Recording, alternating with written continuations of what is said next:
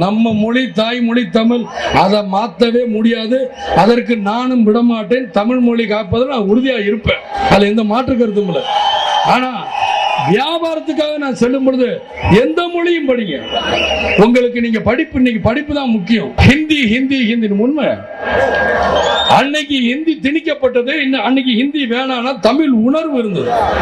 அந்த 35 வருஷத்துக்கு முன்னாடி மக்கள் தொகையும் கம்மி. அன்னைக்கு பாத்தீங்கன்னா எம்ஜிஆர் அவர்களுக்கு மன்றங்கள் 5000 மன்றங்கள் இருந்தது.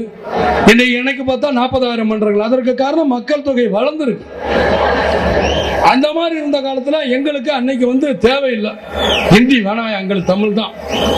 தமிழ் மேல நம்மளுக்கு பற்று என்னைக்குமே இருக்கணும். நம்ம தாய்மொழி அதுதான். நம்ம தள்ளி போட்டா கூட வழங்காது நம்மளை விட்டு மொழி. அது என்னங்க தமிழ் தமிழ், எனக்கு தெரியாத தமிழா? 25 வருஷமா என் மன்றத்தில் தமிழன் என்று சொல்லடா, தலை நிமிர்ந்து நில்லடான்னு நான் போட்டுக்கிட்டு இருக்கேன்.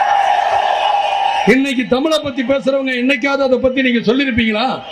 உங்க போஸ்டர்கள் என்னைக்காவது சொல்லிருப்பீங்களா? திராவிடம் என்றாலே 4 மொழியை சேர்ந்ததான் திராவிடம்.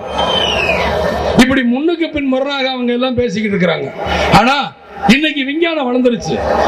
இன்னைக்கு அவங்களுடைய பிள்ளைகளும் குட்டிகளும் ஆங்கிலத்தை படிச்சு, வேற்றுமொழியை படிச்சு, பேர குழந்தை எல்லாம் எங்க, நான் குறிப்பிட்ட யாரையும் தேசியத்தாக்கல, பொதுவான ஒரு அரசியல்வாதியில இப்படிப்பட்டவங்க எல்லாரும் படிச்சு போயிடுறாங்க. இப்படி தர்மபுரியும் கிருஷ்ணகிரியும் கோயம்புத்தூரும் இங்கெல்லாம் இருந்த மக்கள் இன்னைக்கு அமெரிக்கா நம்ம வாயில தான் சொல்லிக்கிட்டு போய் பார்க்க முடியலன்னு சொல்லும்போது இன்னைக்கு உலக நாடுகள்லாம் தமிழர்கள் இருக்கான. அதுக்கு என்ன காரணம்? அவன் வேற்றுமொழியை நல்லா கத்துக்கிட்டு போனதுனாலதான் அங்க எங்கெல்லாம் போய் வாழ முடியும்.